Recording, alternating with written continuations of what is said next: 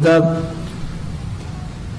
Syekh Salim bin Ismail Al-Hadrami Al-Alim Al-Allamah Syekh Muhammad bin Umar An-Nawawi Al-Bantani bi jami' masyayikhina majma'in barakatihim wa asrarihim wa ulumihim nafahatihim fid din wad dunya wal akhirah ala hadhihi niyyah wa likulli niyyatin salihah wa ila hadratin nabi sayyidina Muhammad sallallahu alaihi wasallam al-Fatihah.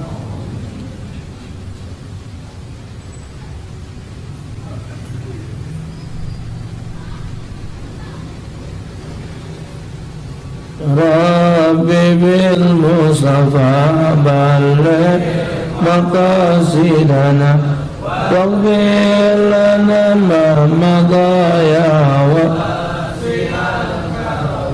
ya Rabbi bil Mustafa balligh maqasidana waghfir lana ma madaya wa fi'al karami ya Rabbi bil Mustafa balligh maqasidana waghfir lana ma madaya wasi'al karami Muhammadun sayyidul kaunaini wathaqalaini wal fariqaini min urbin wa min ajami ya Rabbi bil Mustafa balligh maqasidana waghfir lana ma madaya wasi'al karami nabiyyuna al-amirun nahi fala ahadun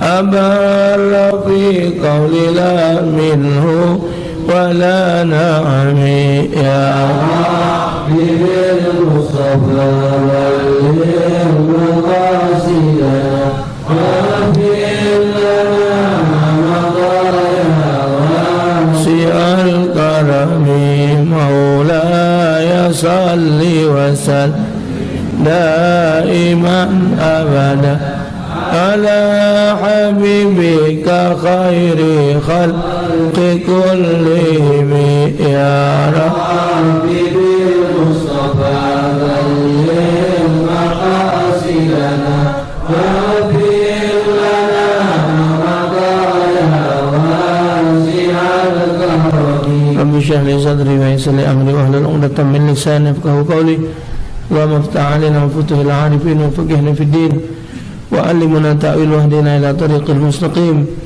اللهم أرنا الحق حقا وارزقنا اتباعه وأرنا الباطل باطلا وارزقنا اجتنابه صلى الله على خير البرية الحمد لله رب العالمين السلام عليكم ورحمة الله وبركاته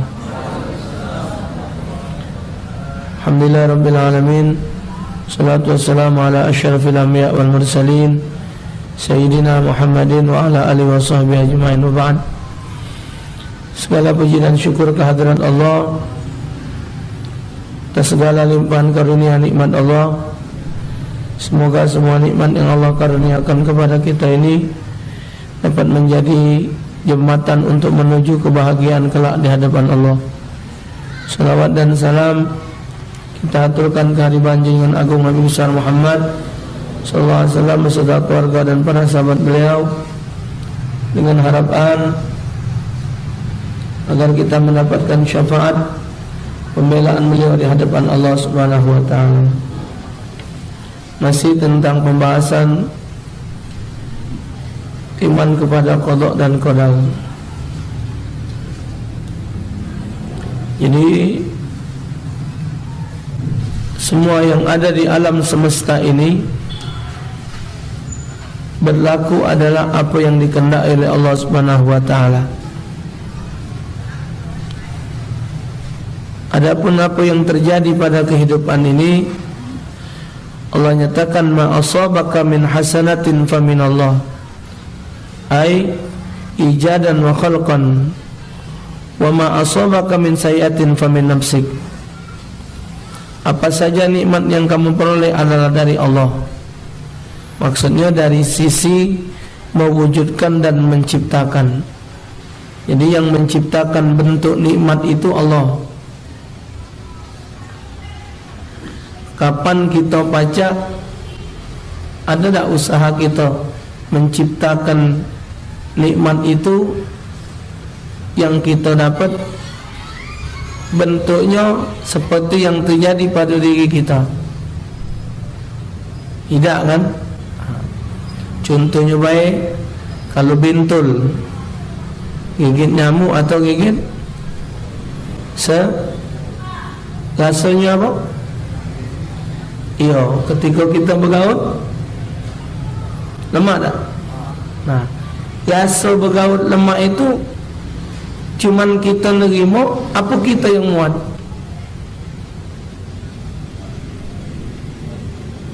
Rasa lemak bergaul itu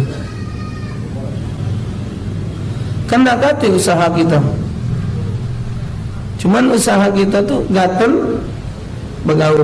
Ketika bergaul itu ada rasa siapa nyadikan?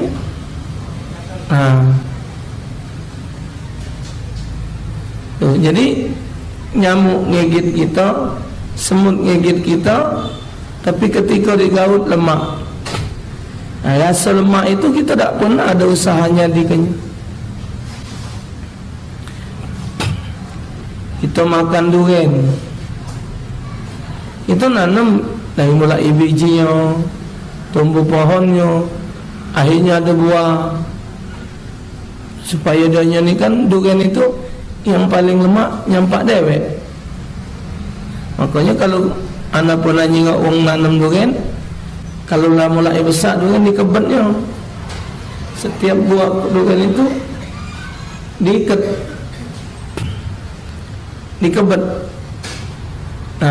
diperanting-ranting dahan. Jadi kalau waktu dia runtuh sampai masanya dia apa?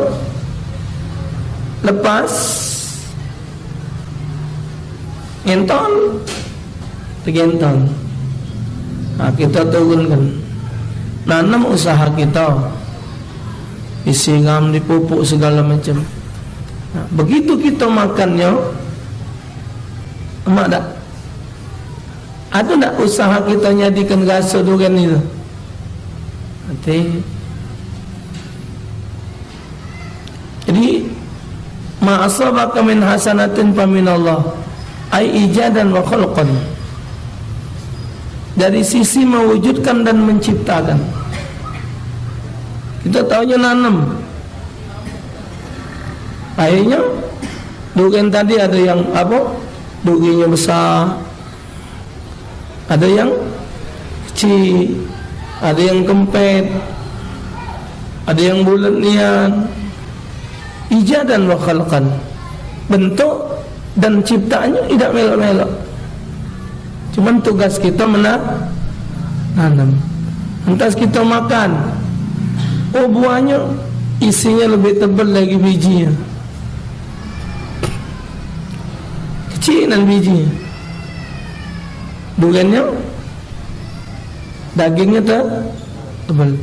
Begitu dibuka ada warna kuning, nyebutnya tu apa? Mentega, durian apa? Tembaga. Nah, ijadan wa khalqan, itu tidak ada melok-melok. Cuman gawe kita tu diizinkan untuk menikmatinya baik. Makan. Jadi semua ma asabaka min hasanatin fa min Allah. Wa ma asabaka min sayyi'atin fa min nafsik. Dan apa saja bencana yang menimpamu maka dari kesalahanmu sendiri. Firman Allah, apa nyata, wa ma kunna muhlikil qura illa wa ahluha zalimun. Dan tidaklah kami hancurkan penduduk satu negeri kecuali penduduk itu yang berbuat zalim. Jadi akibat maksiat yang kita lakukan itu menjemput azab Allah. Dari maksiat yang kita berbuat manggil, ngundang azab Allah. Padahal Allah berjanji dalam Al-Quran, apa dia? walau anna ahlul qura amanu wattaqau la fatahna alaihim barakatin minas sama'i wal ardh. Seandainya penduduk satu negeri beriman dan bertakwa kepada Allah, la fatahna alaihim barakatin minas sama'i wal ardh, pasti akan kami bukakan keberkahan dari langit dan dari bumi. Janji Allah. Tapi ngapa zalim? Ngapa datang azab? Oh, karena dia maksiat. Datangnya azab itu diakibatkan maksiat kita. Waktu itu bencana datang itu ada 3. Azab, nasihat, takfir dzunub. Azab karena dia maksiat. Kampung itu ada perjudian, perzinahan. Turun azab. Kedua, lin nasihah, nasihat bagi yang tidak ada kenal. Oh, kejadian bencana di sana, ada apa di sana? Oh, di sana tu, oh hati-hati. Berarti kita jangan macam itu, kita kena bencana pula.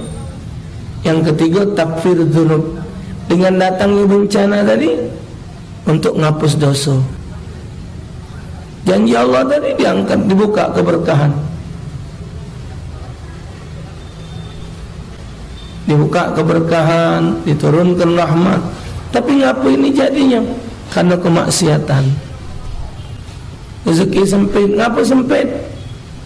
Nah, padahal janji Allah wa may yattaqillaha yaj'al lahu makhraja wa yarzuqhu min haitsu la yahtasib.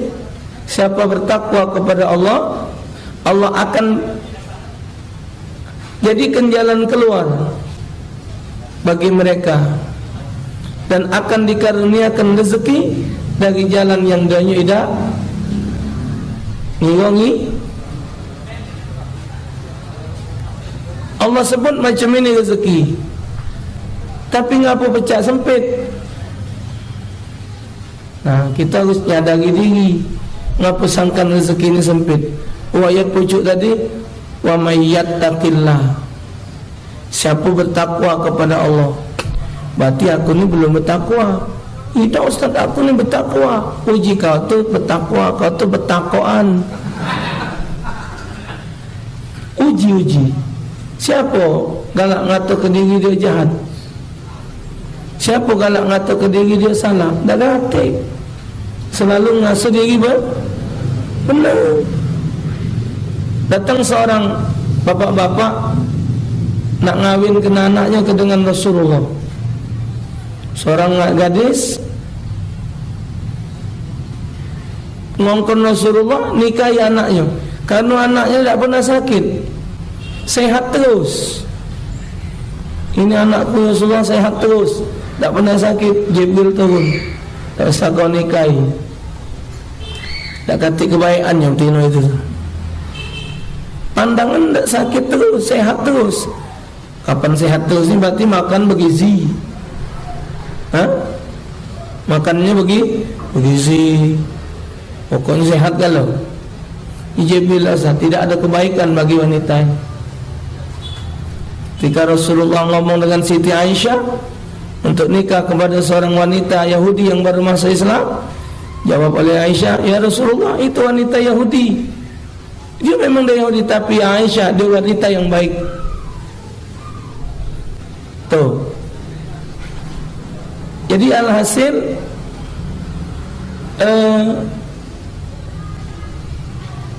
kemaksiatan yang terjadi itu datang karena kemaksiatan kita.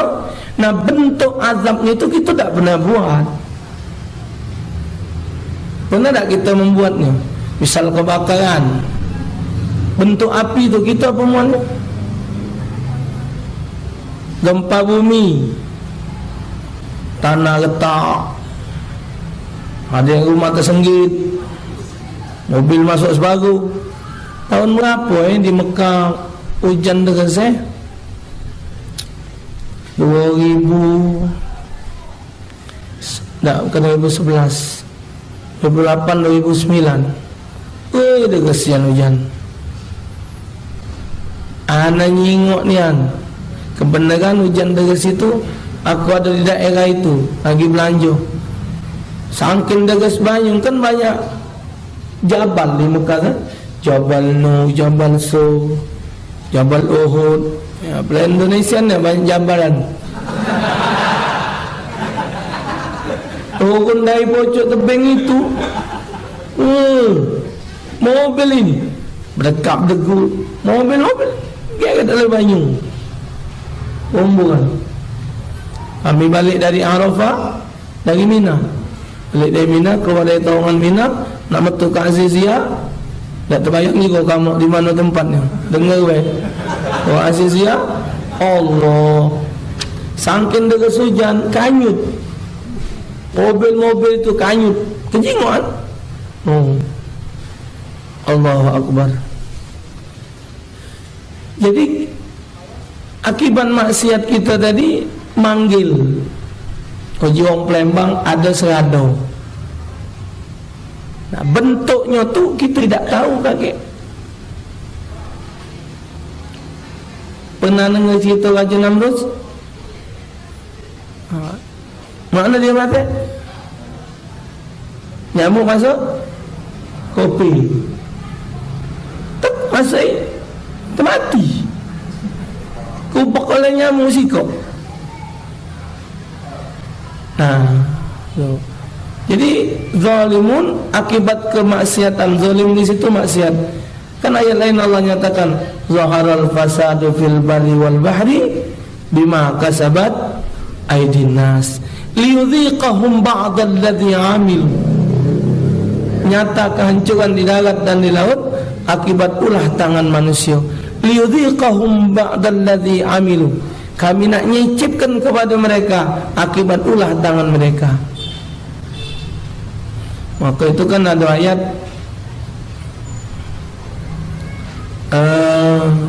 apa Allah nyatakan dalam Al-Quran, Inna Allah la yughayyiru ma biqaumin hatta yughayyiru ma bi anfusihim. Allah tidak akan ngubah nasib satu negeri kecuali negeri itu ngubah nasib dia. Itu bahasa kita. Jika dahlan almarhum itu tu nak haji, Allah netapkan kita tu sudah bagus, rezeki kita, kehidupan kita. Nah, gara-gara maksiat kita, gara-gara kita melanggar hukum dia, tidak taat dengan hukum Allah, nah, maka Allah Ta'ala ubah ketentuannya yang baik tadi terhadap kaum itu tadi. Akibat kemaksiatan mereka, maka ditubah asalnya dari bagus jadi tidak bagus. Cuman akibat ulah tadi bentuknya bukan kita. Tuh, di sini disebut oleh Syekh Nawawi Banten, ai kasban la khalqan kama fassarahu qaulu ta'ala wa ma asabaka min musibatin fa bima kasabat aydikum. Artinya dari sisi usaha dan bukan dari sisi penciptaan. Sisi usaha, nyipta kenyida, nanam kopi, nanam kates, tumbuh kan pohon kates, bentuklah kates. Kita tak pernah buat kates macam itu. Seluruh buah-buahan biji yang dia jauh, entah jambu monyet di jambu. Jambu monyet, ya, bijinya apa kan? Yang jadi tangki itu kan?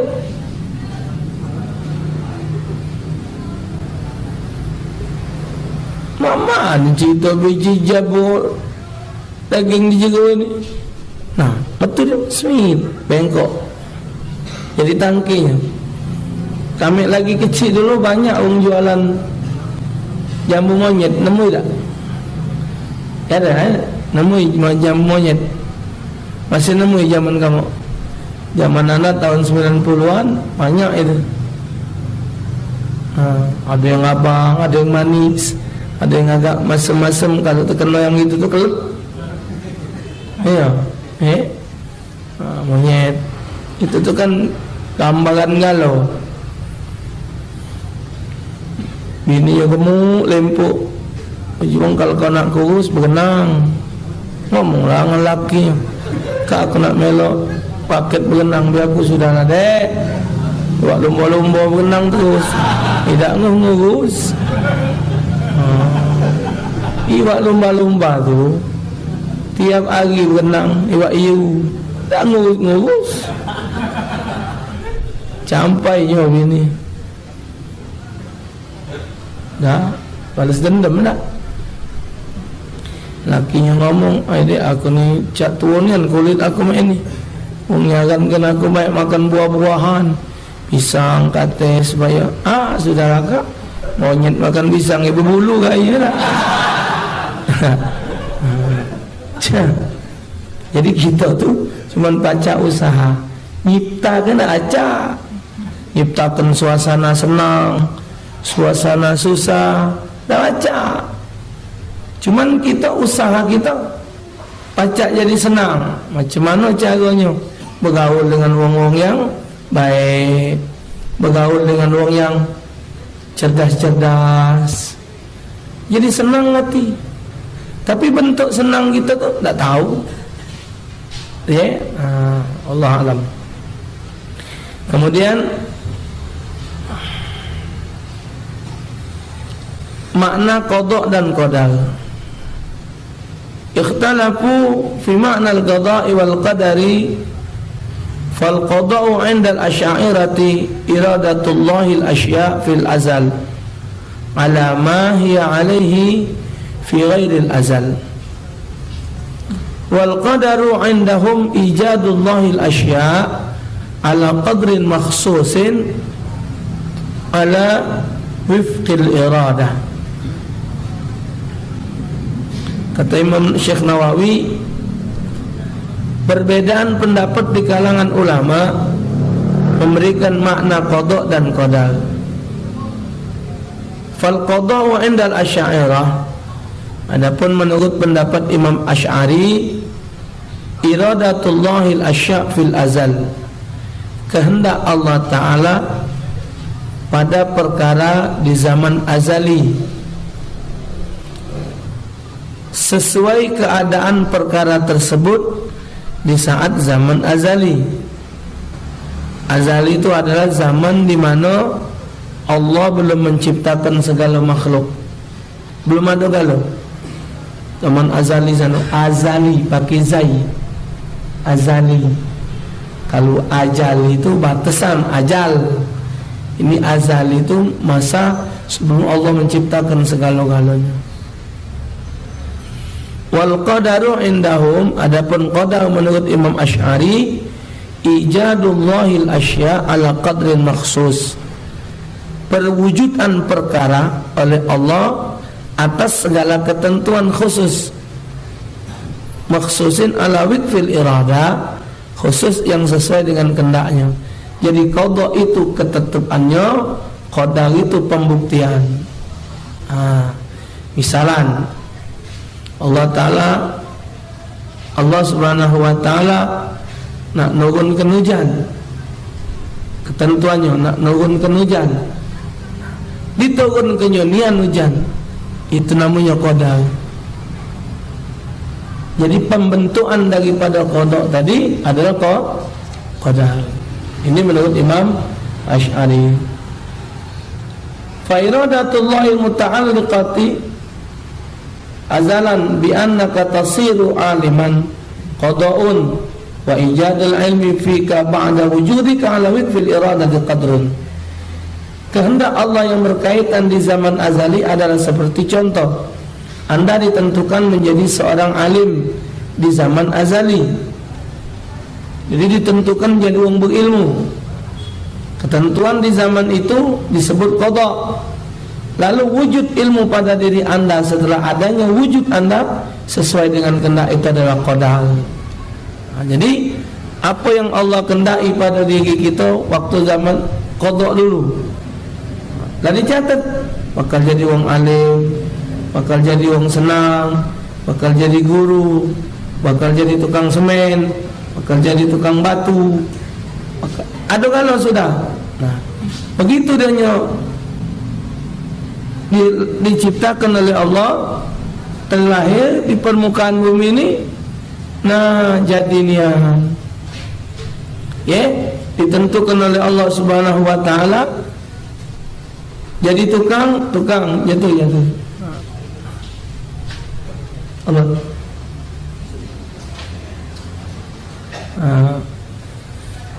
Jadi begitu kita sudah diciptakan, itulah yang terjadi pada diri kita. Dak acak ngobahnya, kita nak ngobah acak. Kalau Allah punya hak nak ngobahnya. Cuman kita tetap, maka itu kan ada perselisihan. Ada yang ngomong, kalau macam itu sudah tak salah bergawi lagi. Kalau kita yang sudah ditetapkan macam itu nunggu acak. Mengikuti ketetapan Allah ini setelah adanya usaha. Nah, setelah berusaha semaksimal mungkin, kadang-kadang apa yang kita inginkan tidak sesuai dengan apa yang terjadi pada diri kita. Kadang macam itu. Kita berkendak ini, buktinya jadinya macam ini. Karena kita sendiri tidak tahu apa yang Allah kendaki pada diri kita itu, kita tidak pernah tahu. Melainkan apa dikendakkan oleh Allah Subhanahu wa taala. Cuman kita tetap dituntut belajar TK, SD, SMP, SMA, kuliah hampir 12 tahun. Lu kele sisip-sisip lah 7 kali hektar nanti itu belum kelar-kelar. Masuk metu. Usaha sampai selesai kita kuliah. Ujung-ujungnya muat surat undangan. Kuliah tadi kenalian ambil ilmu jurusan pengadilan tentang tatanan negara. Pakem, apal galau undang-undang ini, undang-undang itu, apal galau pasal ini, pasal itu. Ujung-ujungnya main komputer. Dari komputer tadi rezekinya jadi naik. Allah Allah, tapi dia sudah ada usaha. Paling tidak kalau kelapa ada modal, itu udah baca itu berdasarkan pasal sekian, pakem pokoknya pasal sekian ayat sekian, itu tidak baca macam itu. Pokoknya pakem, tapi gawe itu tidak cocok dengan apa yang dia tuntut. Kullu makhluqin bihaddihi alladhi yujadu alaihi min hasanin wa qabhin wa naf'in wa darrin ila ghairi dhalik ay ilmihi ta'ala azalan sifatal makhluqat. Setiap makhluk adalah sesuai dengan ukuran-ukuran yang diwujudkan kepadanya, baik dalam sifat baik dan buruknya, sifat manfaat dan mudaratnya, atau yang lainnya, yaitu ilmu Allah di zaman azali akan sifat-sifat makhluk tersebut. Wa qila al-qada' ilmu Allahil azal, wa qila al-qada'u ilmu Allahil azali ma'a ta'alluqihi bil ma'lum. Pendapat lain mengatakan qada' adalah ilmunya Allah Subhanahu wa taala di zaman azali yang terikat dengan segala perkara yang diketahuinya. Wal qadaru ijadullahil asya'a ala wifil ilmi fa ilmu Allahil muta'alliq azalan bi anna syakhsa yasiru aliman ba'da wujudihi qada' wa ijadul ilmi fi ba'da wujudi qadrun. Sedang qadar adalah perwujudan perkara oleh Allah atas sesuai dengan ilmu Allah sendiri. Ilmu Allah itu terikat pada zaman azali. Artinya keberadaan seseorang menjadi alim setelah wujud adanya qada'. Sedangkan wujud ilmu pada diri orang tersebut setelah wujud orang yang ada, orangnya adalah qadar. Nah, jadi kan dalam riwayat waktu malaikat nak nyatatkan 120 hari kita dalam perut kandungan ibu kita, di malaikat mana ya Allah cerita kawan ini, kau jengok dicatat anku sana. Catatlah di situ. Jadi sudah ada catatan apa yang terjadi. Maka di antaranya 4 itu: rezeki, bala, jodoh, nasib hidup. Itu sudah ada kalau catatannya. 4 ikut ni rezeki. Ini melok ketentuan Allah kan. Kalau kita dewek yang ngaturnya, dah galak buntu. Mana galak sampai kancing baju 5 ekor. Sangkin buntu. Kopca putih jadi coklat. Tak ada beli. Iya. Ni minda ngati dah galak. Hidup nak susah tak galak, serba kekurangan tak galak. Kalau kita yang ngatur rezeki, kalau rezeki kita diatur oleh Allah, kita nerima weh. Jadi rezeki Allah Ta'ala yang ngatur, kita cuma nerima. Tapi sekecil-kecil rezeki punya Allah. Dan ulama ahli tasawuf tidak galak membedakan rezeki itu besar dan kecil. Menurut ulama ahli tasawuf, yang namanya nikmat itu besar galau. Kenapa? Karena sekecil-kecil nikmat kita dah acak muatnya. Coba buatlah situ. Profesor mana baca muat rambut seleng?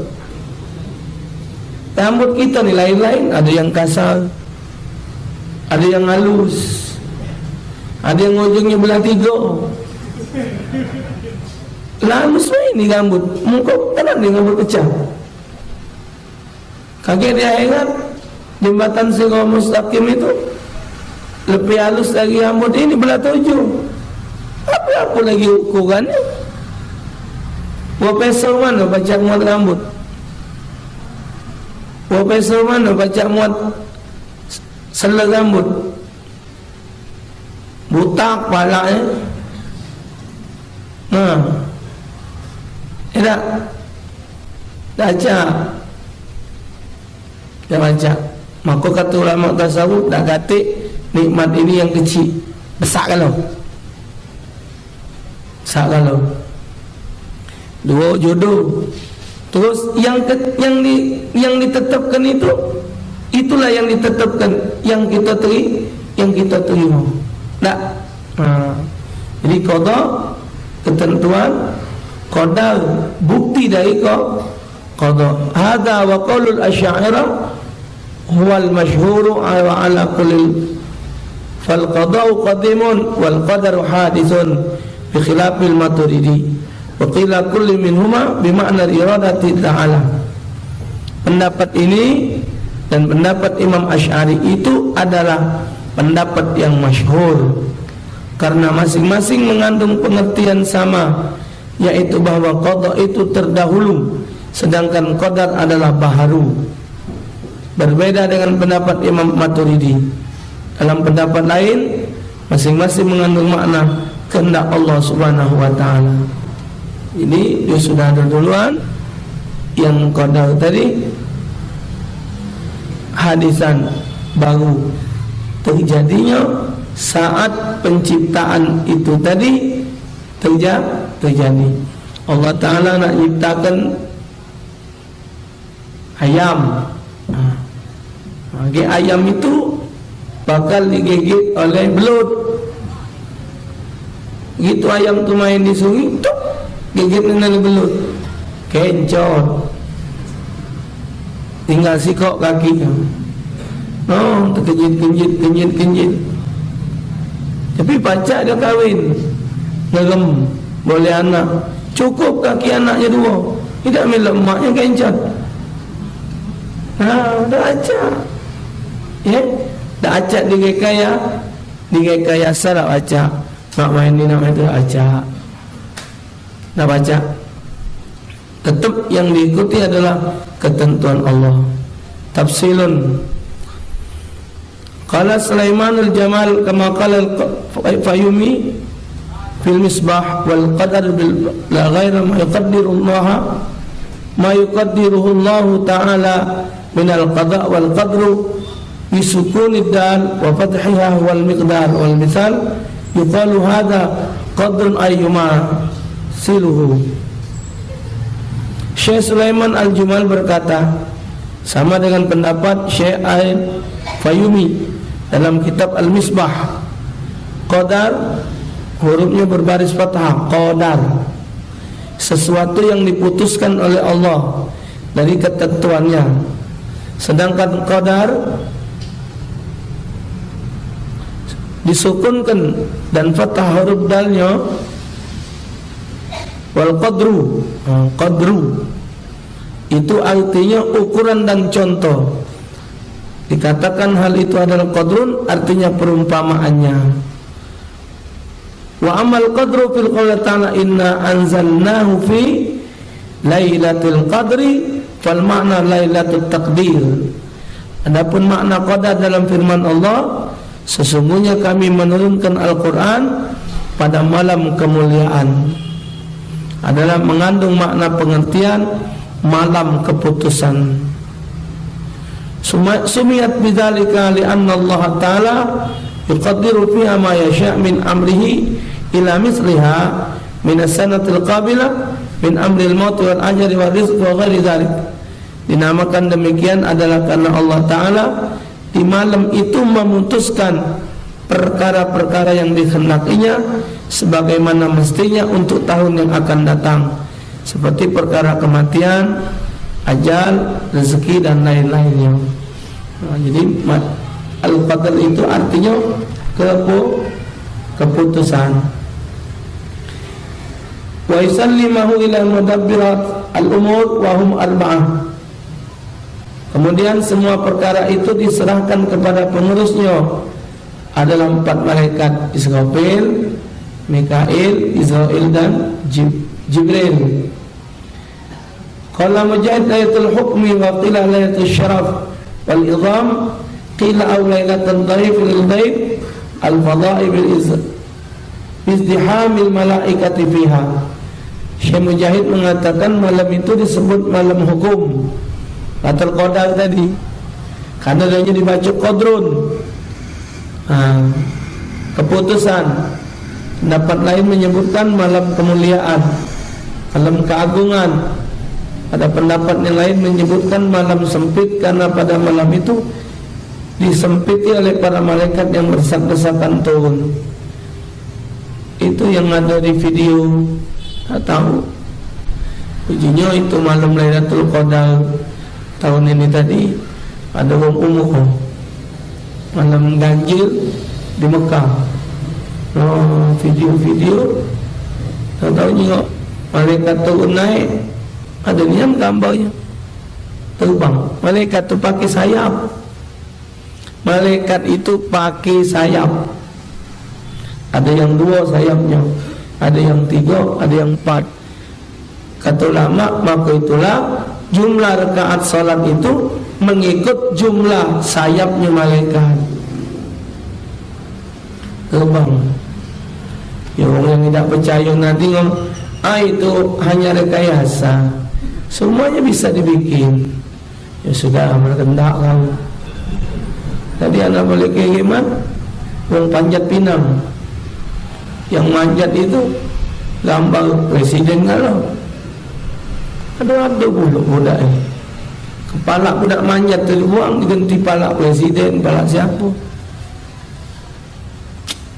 Manjat pinang itu haram hukumnya. Tak boleh. Dipinang dulu baru dipanjat. Jangan dipanjat dulu baru dipinang, haram hukumnya. Iya, dosa yang tak boleh itu. Wa ani bin Abbas inna Allah yaqdil aqdiya fi lailatin nisf min Sya'ban wa yusallimuha ila arbabiha lailatul qadri hada. Riwayat daripada Ibnu Abbas radhiyallahu an, sesungguhnya Allah menentukan keputusan segala yang akan terjadi pada malam separuh bulan Sya'ban. Itulah malam nisfu Sya'ban. Jadi malam nisfu Sya'ban itu apa yang bakal terjadi setahun itu dicatat kalau termasuk daftar yang bakal mati sampai Sya'ban tahun depan diterima catatannya oleh malaikat Israel. Rezeki kita kalau macam mana dicatat kalau rezeki, saya pegang malaikat Israfil. Sudah tu kalau malam nisfu Sya'ban. Kata ada yang ngomong malam nisfu Sya'ban itu adalah malam pemutihan, bukan ledeng. Kalau PDAM ya, kalau ledeng mungkin pemutihan, bukan pemutihan. Malam itu seluruh buku amal kita setahun tu dikepet, dibundel, simpen, turun catatan. Tahun itu kita bakal sakit, sakitnya sekian lama, sehatnya melalui obat ini, yang nunjuk obatnya si anu. Aduh kalau setahun itu malam nisfu Sya'ban, maka tu kami langgar masjid kalau malam nisfu penuh banyak. Mana kamu ni nak ke masjid solat nisfu Sya'ban? Solat apa? Tu solat nisfu Sya'ban. Kalau solat hajat di malam nisfu Sya'ban, iya. Kalau solat nisfu Sya'ban, cuman ada di kitab tu, cuman kitab perukunan lama. Sikok-sikoknya kitab yang nulis usul sunatan nisfu Sya'ban. Kitab lain nak kata dah, kalau nak solat hajat boleh baik, kapan baik. Kemudian keputusan itu diserahkan kepada pengurusnya, tepat pada malam Qadar di bulan Ramadan, yaitu yang dimaksud Qadar di sini. Jadi malam nisfu Sya'ban dicatat, malam Lailatul Qadar itu penyerahan catatan dari. Walaisal muradu anna taqdirallahi la yahdusu illa fi tilkal lailah, li'annahu ta'ala qaddara al-maqadir fil azali qabla khalqis samawati wal ardh. Maksudnya bukan berarti keputusan Allah itu hanya baru terjadi pada Lailatul Qadar, itu bukan. Karena Allah Subhanahu wa taala memutuskan segala ketentuan itu di zaman azali, yaitu zaman sebelum menciptakan langit dan bumi. Sudah ditetapkan, tapi pemindahan dari buku besar ke buku kecil. Sama dengan kita ngaji dari Quran 30 juz, kalau nak digawak berat. Al-Quran tu kan seberat ini misalnya, tebal. Yang nak dimek suruh Yasin meh banyak, biar lemak potong meh. Mek 1 juz, ini tinggalkan. Tahu dia nak ngaji wong ngunting ke, ambek dikit ayatnya, Quran tak digawa. Ini dari buku besar dipindahkan, malam itu dicatat, dipegang. Jadi ketetapan Allah tetap di zaman azali, cuman malam itu pemindahan. Balil muradu idharu tilkal maqadir lil malaika. Akan tetapi yang dimaksud dari memutuskan lalu menyerahkan pada pengurusnya ialah menampakkan keputusan-keputusan itu pada malaikat. Itu tentang qada dan qadar. Jadi oleh karena itu, kalau kita sudah baca yang macam-macam ini, untuk memperkuat keyakinan kita akan kekuasaan Allah Subhanahu wa taala. Jadi tak katik laku lagi, benar-benar hidup kita ini atas ketentuan Allah taala. Jadi tak boleh ngobah-ngobah. Sekarang ini kan ada yang ngobah alis dibuang, kontino terutama, minta kata kecantik, awak jahat. Kalau jahat tetap jahat, tak baca ngobahnya. Biar jahat tak terjenguk jahat, cantik hilang cantiknya, mati kelampu.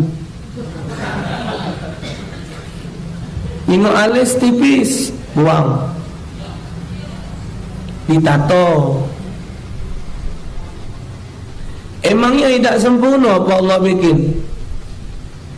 Padahal hadis itu sudah nyatakan nyukur alis hukumnya haram. Ditato no alis, ada yang alatnya pakai tatoan. Kalau ini ditato, tato itu pakai tinta. Tato itu kan ada yang pakai tinta, ada tato itu yang pakai apa? Stiker. Di apa? Ditrika aku katanya. Nah itu paca hilang. Tapi kalau yang dicocok-cocok itu enggak mentol-mentol itu nah. Zaman dulu anak boleh cerita dari wong tua. Wong yang make tato-tato tuh itu tuh oleh-oleh metu dari obat. Wong jauh penjara tuh nah. Masuk penjara metunya oleh-oleh. Ya gambar kupu-kupu. Tambah apa? Nunjukkan preman pernah hidup juga penjara. Ini pak, preman bukan nakal, tidak bertato. Kalau bahannya dari benda yang tidak cair, benda yang yamna usulal ma, berarti wuduknya tidak sah. Mandi wajib tidak sah. Kalau mandi wajib sama wuduk tidak sah, berarti solatnya tidak sah. Yang ada di badan kita ni tak usah dirubah-rubah. Tengok di TV tu nah. Kalau pok hati makannya dia, anak galak dengar di TV. Galak kelakar sama selebriti saya. Pok hati ngomong, "Ani pesen amel lulu pada. Enggak usah pakai suntik selikan hidung itu. Ini mah jadi penyakit. Ini saya ni jadi penyakit." Dia ngomong, "Enggak usah." Kata-kata orang yang nyuntik hidungnya jadinya lainnya sama. Tengoklah, kalau belum disuntik gaya kita ni beda-beda, tapi begitu disuntik jadi sama. Cak kembar beda 2 hari. Ada nyuntik tebelan tengah, lubang kecil, batang besar. Ada yang nyuntik di luar, batang kecil, cungu libar. Yang ciptaan Allah ini sudah jadi-jadilah. Berubah bagus juga tidak. Ya, hukumnya tetap jadi berdosa. Yang baru ni sulam bebel. Aduh betino bebel disulam. Nyulam itu dasar satu imin tu lah. Disulam gambar mobil, gambar boneka, bebel disulam. Di Dempo itu tengah 200 sulam bebel yang tebal dibuang dikit, tipis, ketipisan gigi metu.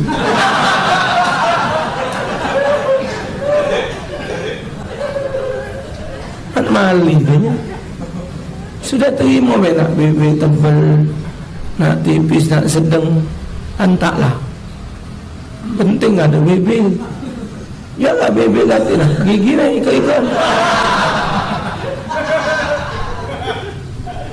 Allah.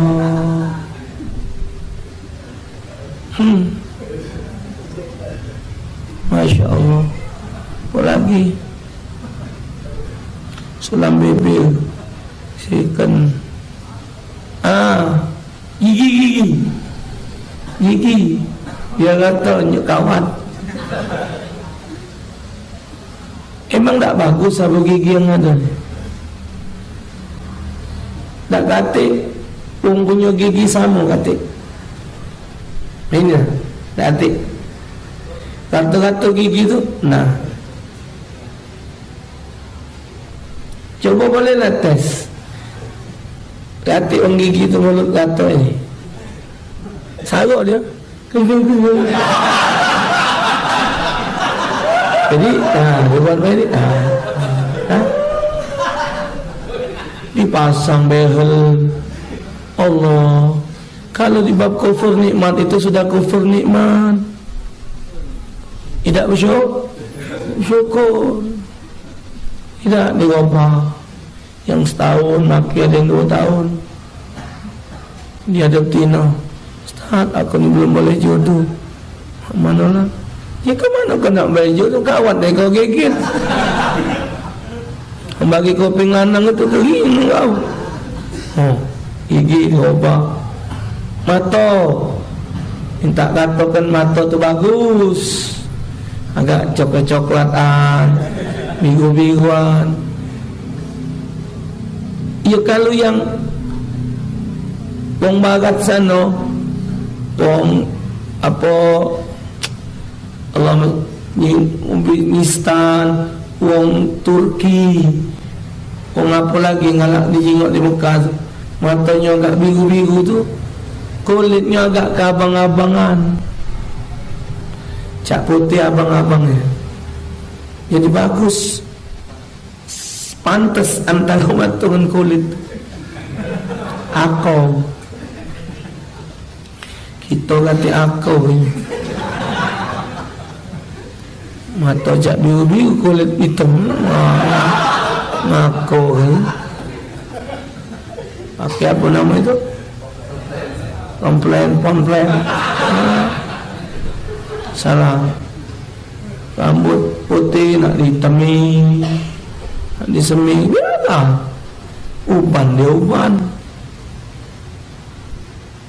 Uban tu sinar di akhirat ke, sebagai cahaya di akhirat ke. Biarlah. Cuman bukan kepala teman tu sinar. Dengan rambut banyak putih ni untuk nambahi kesadaran kita sehingga kita ibadah. Inilah minyak wangi no, biar hitam ke rambut. Allah, kalau kita hitam ke rambut itu tak katik lain tujuannya kecuali minta kata kemudah. Sikok tu lah, carilah alasan lain. Tapi kan Ustaz boleh untuk perang, untuk berperang boleh ngubah rambut, tapi dengan catatan tidak boleh warna hitam. Wajtanibu sawat, kata Nabi, hindari warna hitam. Jadi kalau zaman perang rambut kita putih, biar terbudi musuh, obah coklat, obah hijau, apa. Cuman dengan bahan yang pacak meresap banyu. Caranya, misal ada bahan nyemil rambut, cari dulu jarit tipis. Nah, dipoles-poleskan di jarit tipis itu bahan ini. Tunggukan sampai kering. Sudah kering, coroi banyu. Tembus tak banyu? Kalau banyu tu tidak tembus, berarti ini bahan kimia. Artinya dia pacak menahan sampainya banyu kepada rambut asli, maka tidak sah mandi wajibnya. Bahaya itu kalau dipakai sendiri itu, pacak mesep dalam pori-pori, mengakibatkan kena gayanya pacak ngabang macam udang dipanggang. Misal ini misal mata yang kabur, operasi, obat mata didandani. Kenapa Pak Bapak ngobam dandani mata? Aku ni nak ngaji, kabur mata aku ni tak terjengok. Bekat tenang ni baca ngaji. Oh, ada alasan positif. Ya, kuping mana bekal. Dia nanya, ngapa kamu tahu? Ustaz ngomong apa? Oh, nak dengar ngomong apa? Nyari alat biar baca dengan operasi. Artinya ada nilai positifnya. Gigi habis, pergi ke tempat tukang gigi situ, atau nunggu kau obat nggak? Pasang gigi bawa pucuk 8 juta misalan. Kenapa kau masang gigi? Awak gigi habis. Aku ni nak ngaji. Kalau gigi habis tidak lepas macam ada positifnya. Kalau rambut putih jadi hitam, apa dia positifnya? Minta kata ke muda tu lah. Tak kalah nerima rambut uban. Kufur nikmat. Nah, ini lantak lah dia. Biarkanlah. Rambut tambah lagi disemir, cepetnya belang-beleng. Hitam separuh, coklat separuh, putih separuh. Tahu bendera mana tu? Belang-beleng. Itu namanya wa itu MH. Wa MH itu ma'halau. Ada aku, wa itu aku. Nah, jadi apa yang sudah menjadi ketentuan tak boleh. Nah, cuman sikok hasil bahsul masail, sikok lagi yang boleh. Maaf kalau dia sumbing. Nah, kalau orang sumbing ni kadang baca huruf tidak pas. Maka hasil bahsul masail, ulama diperbolehkan limbek ke daging yang ada di badan dia atau di yang halal, ditempelkan operasi, dijahit sehingga dia nyerapi. Boleh. Bukan untuk belaka, untuk ngerapi ke baik, untuk bentuknya. Cuman kalau ngomong kadang-kadang masih tak acak berubah, masih pingseng pula. Nak mana? Nak mana? Masih itulah. Cuman ini ngobak. Tapi untuk positif supaya dia baik, tak apa-apa. Jadi jangan sampai kita terkesan seolah-olah tidak menerima ketentuan Allah Subhanahu wa taala. Semoga Allah Subhanahu wa taala meridai kita sekalian dan Allah Subhanahu wa taala senantiasa membimbing kita kepada jalan yang diridainya sehingga kita dapat selamat di dunia dan bahagia di negeri akhirat. Amin ya rabbal alamin. Wallahu a'lam bishawab. Bismillahirrahmanirrahim. Alhamdulillahirabbil alamin. Allahumma shalli ala sayyidina Muhammad wa ala ali sayyidina Muhammad. Allahumma hdina fi man hadait wa afina fi man afait wa lana fi man tawallait. Barik lana fi ma atait wa qina syarra ma qadait. Sallallahu ala sayyidina Muhammad sayyidil mursalin. Alhamdulillahirabbil alamin ya rabbana wa annana asrafna ala wa tub alaina tawbah taghfir li kulli hawba wa amin ra'atihi rabbir li walidina rabbi wa mauludina ikhwani wa sayyidina mahabba abi hati rasulullah wal muslimina ajma'in ya rabbi asma' sallam rajudan manna la biktisabin minar bil mustafa rasulih nahda bi kulli suri sallallahu sallam rabbi alaihi abdal habib wa alihi wa sahbihi ala raqasi surbi alhamdulillahi fil bari wa kalami. Sekian, assalamualaikum warahmatullahi wabarakatuh.